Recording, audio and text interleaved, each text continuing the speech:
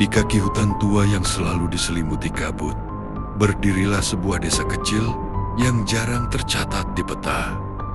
Orang-orang menyebutnya Desa Waringin Tua, namun tidak ada yang berani mengucapkannya dengan suara keras setelah matahari terbenam. Desa itu hidup dari ladang dan sungai, tetapi juga dari ketakutan yang diwariskan turun-temurun. Setiap rumah memiliki tanda ukiran kayu di pintunya, simbol penolak bala yang konon dibuat oleh leluhur mereka. Di desa itulah tinggal seorang gadis bernama Sekar. Ia dikenal sebagai gadis pendiam, berhati lembut, dan selalu menunduk ketika berjalan. Ibunya telah lama meninggal, sementara ayahnya pergi entah kemana saat Sekar masih kecil. Sejak itu, Sekar hidup menumpang di rumah bibinya. Namun ada satu hal tentang Sekar yang jarang diketahui orang. Ia sering mendengar bisikan dari arah hutan, terutama saat malam tanpa bulan.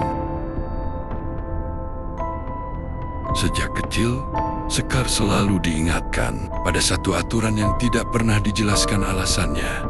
Jangan pernah masuk ke hutan Batu Kala. Hutan itu berada tepat di belakang desa, dipenuhi pepohonan raksasa dan batu-batu tua yang menyerupai arca rusak. Para tetua desa percaya di sanalah berhala terlarang pernah dipuja pada masa kelam, jauh sebelum agama dan adat sekarang berdiri. Setiap tahun, kepala adat selalu mengingatkan, apapun yang terjadi, jangan pernah memberi sesaji pada sesuatu yang tidak dikenal. Namun Sekar merasakan keanehan. Sejak beberapa bulan terakhir, hidupnya mulai dipenuhi kemalangan. Hasil panennya gagal, bibinya jatuh sakit, dan ia sering bermimpi tentang sepasang mata merah yang menatapnya dari kegelapan batu. Di dalam mimpinya, suara itu berbisik, "Aku hanya ingin diingat kembali." Suatu malam, saat hujan turun tanpa henti dan suara petir mengguncang desa, Sekar melihat cahaya samar dari arah hutan. Cahaya itu seolah memanggilnya hangat, menenangkan, berbeda dari rasa takut yang biasa ia rasakan. Dengan langkah gemetar, Sekar melanggar larangan yang bahkan tidak berani dilanggar oleh para tetua desa. Di dalam hutan Batu Kala, ia menemukan sebuah arca batu berwajah menyeramkan, tertutup lumut dan retakan usia. Di sekelilingnya berserakan sisa-sisa sesaji lama, tanda bahwa berhala itu pernah disembah dan ditinggalkan. Tanpa memahami apa yang ia lakukan, Sekar meletakkan bunga dan menyalakan lilin kecil.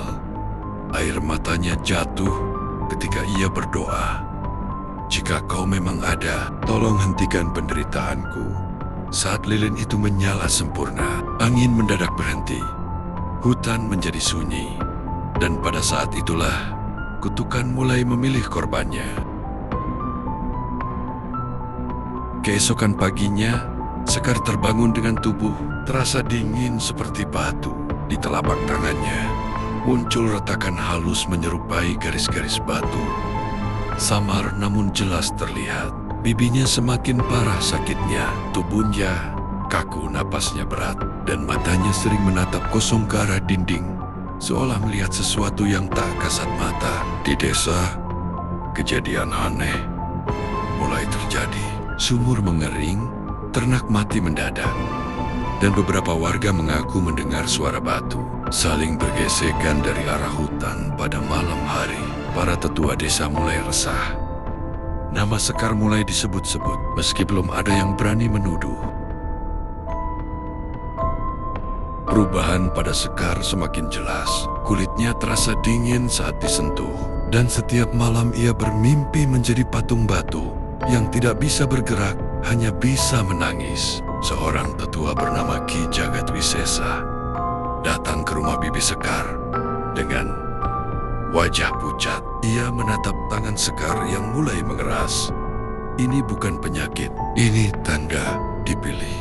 Desas-desus menyebar cepat. Warga mulai menjauh. Anak-anak berhenti menyapanya, dan pintu rumah ditutup saat Sekar lewat. Bisikan itu berubah menjadi satu kalimat yang sama. Ia menyembah berhala. Sekar menyangkal, tapi ketakutan di matanya sudah menjadi jawaban. Bibinya meninggal tepat saat fajar menyingsing. Tubuhnya ditemukan dalam posisi memeluk diri sendiri, kaku seperti batu. Saat pemakaman, hujan abu turun tipis dari langit. Sesuatu yang belum pernah terjadi di desa itu. Ki Jagat akhirnya mengungkap rahasia yang selama ini disembunyikan para tetua. Dahulu, berhala di hutan batu kala disembah untuk meminta keselamatan, namun selalu menuntut satu tumbal manusia. Ketika tumbal dihentikan, berhala itu ditinggalkan dan dikutuk untuk dilupakan. Sekar terjatuh, menyadari bahwa doanya telah membangunkan sesuatu yang seharusnya tetap tidur. Malam itu, Sekar kembali mendengar bisikan Kali. Ini bukan hanya di telinganya, tetapi di seluruh tubuhnya. Kau yang memanggil, kau yang harus tinggal. Kulitnya mulai berubah warna keabu-abuan. Kakinya terasa berat, seolah tertanam ke tanah. Ketika ia mencoba melarikan diri dari desa, kakinya tak bisa melangkah lebih dari batas hutan. Para tetua akhirnya mengambil keputusan paling kejam. Sekar harus dikembalikan ke hutan batu kala. Bukan untuk diselamatkan, melainkan untuk menghentikan kutukan yang sudah terlanjur menyebar. Disinilah konflik sesungguhnya dimulai antara dosa masa lalu, desa, dan jeritan seorang gadis yang hanya ingin hidup normal. Saat matahari tenggelam, Sekar diikat dengan tali dari serat pohon waringin tali yang hanya digunakan dalam ritual kematian. Wajah-wajah desa yang dulu ia kenal kini menatapnya tanpa empati. Tak ada yang membela, tak ada yang berani menentang adat.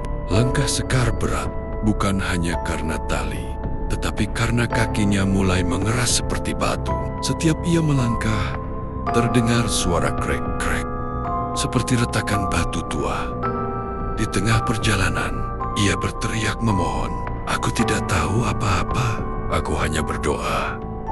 Namun suara itu tenggelam dalam bunyi genderang ritual genderang, yang seharusnya sudah tidak pernah dipukul lagi. Di batas hutan batu kala, Ki Jagat mulai ragu. Ia melihat mata Sekar yang masih basah oleh air. Mata bukan mata iblis, melainkan mata manusia yang ketakutan. Ia mencoba membaca mantra pemutus ikatan.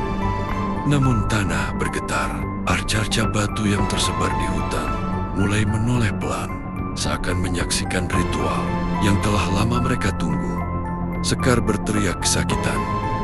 Separuh tubuhnya kini telah membatu. Dalam kepanikannya, Ki Jagat menyadari satu. Kebenaran pahit, kutukan ini bukan untuk Sekar, melainkan untuk desa yang pernah mengkhianati perjanjian. Namun ritual sudah terlanjur dimulai. Berhala itu akhirnya berbicara melalui suara batu yang bergesekan. Satu jiwa atau seluruh desa. Warga gemetar, anak-anak menangis. Para tetua saling menatap tanpa berani berkata apa-apa. Sekar, yang kini hampir sepenuhnya menjadi batu, membuka mulutnya untuk terakhir kali sebagai manusia. Jika aku memang harus tinggal, jangan biarkan kutukan ini berlanjut. Pilihan itu memecah hati Ki Jagat. Jika Sekar diserahkan, desa selamat tetapi dosa mereka akan abadi. Jika Sekar diselamatkan, desa akan lenyap bersama kutukan masa lalu. Di saat ritual mencapai puncaknya, Sekar mengingat ibunya satu-satunya, orang yang pernah memeluknya tanpa syarat. Dengan sisa kemanusiaannya, ia berdoa bukan kepada berhala, bukan kepada adat, melainkan kepada Tuhan yang selama ini ia lupakan dalam keputusasaan. Air mata jatuh ke tanah batu. Tanah itu retak, berhala mengaum marah, kabut menelan hutan. Kutukan bereaksi namun tidak seperti yang diharapkan siapapun. Pilihan Sekar mengubah arah takdir, tetapi dengan harga yang belum diketahui. Cerita bergerak menuju titik yang tak bisa diputar kembali. Tanah di hutan batu kala terbelah, akar-akar tua mencuat seperti urat. Nadi yang hidup kembali. Berhala itu tidak lagi diam, retakan di tubuhnya menyala merah, seolah darah mengalir di dalam batu. Patung-patung batu lain mulai runtuh, memperlihatkan wajah manusia yang membeku dalam jeritan abadi. Mereka bukan arca, mereka adalah tambel-tambel lama. Sekar menyadari satu kebenaran mengerikan. Kutukan ini bukan mengubah manusia menjadi batu. Kutukan ini menyimpan mereka selamanya. Ki Jagat berlutut dan mengakui segalanya. Puluhan tahun lalu, para leluhur desa secara sukarela menyerahkan gadis-gadis terpilih agar desa makmur dan aman. Ketika jumlah korban terlalu banyak, mereka berhenti bukan karena menyesal, melainkan karena takut. Berhala tidak pernah dikutuk. Ia ditinggalkan dalam keadaan lapar. Suara Sekar bergema, meski mulutnya hampir tak bisa bergerak. Kalian menyebutku terkutuk, padahal akulah yang terakhir kalian butuhkan. Berhala menawarkan satu jalan, hapus perjanjian, dan aku akan mengambil semuanya. Itu berarti seluruh desa akan membatu, menjadi penjaga hutan selamanya. Atau Sekar menjadi penjaga terakhir, menggantikan berhala, mengakhiri siklus tumbal. Sekar menatap desa tempat yang menyakitinya, tetapi juga satu-satunya rumah yang ia kenal. Untuk pertama kalinya, ia memilih bukan karena takut, melainkan karena sadar. Sekar meminta satu hal, biarkan aku pergi sebagai manusia, meski hanya sebentar. Tali dilepaskan, ia melangkah sendiri ke hadapan berhala. Dengan suara lirih, Sekar mengucap doa terakhir, bukan mantra, bukan sesaji. Cahaya putih menyelimuti tubuhnya. Batu mulai menelan kakinya, lalu tangannya, lalu dadanya. Tak ada jeritan, tak ada perlawanan. Hanya air mata yang membeku di pipi batu. Saat Sekar sepenuhnya membatu, berhala itu retak dari dalam. Ia menjerit bukan karena marah, melainkan karena akhirnya dilupakan dengan benar. Berhala runtuh menjadi debu, kabut menghilang. Hutan menjadi sunyi untuk pertama kalinya dalam ratusan tahun. Kutukan berhenti, namun harga yang dibayar tak tergantikan. Pagi datang tanpa tanda-tanda aneh. Desa selamat. Di tengah hutan, berdiri satu patung batu baru. Wajahnya tenang, matanya tertutup, seperti sedang tidur. Tak ada yang berani menyentuhnya, tak ada yang berani menyebut namanya. Sekar tidak mati, ia juga tidak hidup. Ia menjadi batas antara dosa dan penebusan. Hari-hari berlalu, tanpa kejadian gaib, ladang kembali subur, sungai mengalir jernih, dan langit tidak lagi menurunkan abu. Namun desa Waringin tua terasa lebih sunyi dari sebelumnya. Tak ada tawa di pagi hari, tak ada yang berani menatap ke arah hutan terlalu lama. Setiap orang tahu, keselamatan mereka dibeli dengan satu nama yang tak pernah diucapkan. Para tetua sepakat melakukan hal yang tak pernah mereka lakukan sebelumnya. Bukan ritual, bukan sesaji, melainkan doa. Setiap malam Jumat, mereka berkumpul di batas hutan, menghadap patung batu Sekar. Tak ada dupa, tak ada persembahan, hanya permintaan maaf. Anak-anak yang lahir setelah kutukan berakhir sering menunjuk patung itu dan bertanya, siapa dia? Tak satu pun orang dewasa sanggup menjawab dengan jujur. Jagat melepaskan jabatannya. Ia menghabiskan sisa hidupnya menjaga hutan, berbicara sendiri di hadapan patung batu. Pada suatu malam, ia berkata, "Kau bukan penjaga desa. Kamilah yang seharusnya menjagamu." Keesokan paginya, Ki Jagat ditemukan meninggal, duduk bersila menghadap patung Sekar dengan wajah damai, seolah dosanya akhirnya diterima kembali oleh tanah. Tahun-tahun berlalu, desa mulai berkembang, jalan diperbaiki, dan orang luar mulai datang. Sebagian pendatang menganggap patung di hutan hanyalah arca tua tanpa cerita. Namun setiap kali ada orang berniat merusaknya, hujan deras turun tiba-tiba, dan langkah mereka terasa berat seolah ditahan tanah. Desa tak pernah menjelaskan. Mereka memilih diam seperti yang seharusnya sejak awal. Suatu malam, seorang anak perempuan tersesat di hutan. Ia ditemukan keesokan harinya tertidur di kaki patung Sekar selamat, tanpa luka. Anak itu berkata, "Ada kakak yang menyuruhku pulang. Katanya hutan bukan tempat bermain." Sejak saat itu, desa percaya satu hal, Sekar tidak pergi. Ia tetap di sana, bukan sebagai kutukan, melainkan penjaga yang lahir dari pengorbanan, bukan paksaan.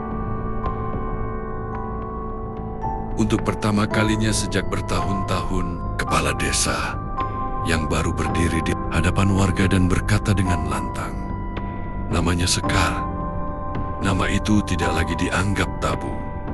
Ia diucapkan bukan sebagai aib, bukan sebagai kutukan, melainkan sebagai pengingat. Sebuah batu kecil diletakkan di depan patung di hutan, bukan tanda pemujaan, melainkan penanda sejarah agar kesalahan tidak lagi disembunyikan dengan diam. Seiring waktu, cerita tentang Sekar berubah menjadi legenda yang diceritakan kepada anak-anak desa. Namun, pesan yang selalu ditekankan bukan tentang berhala, melainkan tentang ketakutan dan keputusasaan. Sekar tidak sesat karena ingin menyembah. Ia tersesat karena tidak ada yang mau mendengarkan. Desa akhirnya belajar bahwa adat tanpa belas kasih hanyalah bentuk lain dari kekerasan yang diwariskan. Di suatu pagi yang cerah, embun menetes dari dedaunan hutan. Di pipi patung batu Sekar terlihat bekas air, seperti air mata yang mengering. Tak ada kutukan, tak ada bisikan, hanya hutan yang berdiri tenang. Dan sebuah desa yang akhirnya memahami harga dari keselamatan. Cerita ini berakhir bukan dengan ketakutan, melainkan dengan kesadaran. Karena tidak semua monster lahir dari kegelapan. Sebagian tercipta dari kesalahan manusia sendiri. Ketakutan yang diwariskan tanpa empati melahirkan tragedi. Tradisi tanpa kemanusiaan menciptakan korban tak bersalah. Penebusan sejati lahir dari keberanian mengakui kesalahan.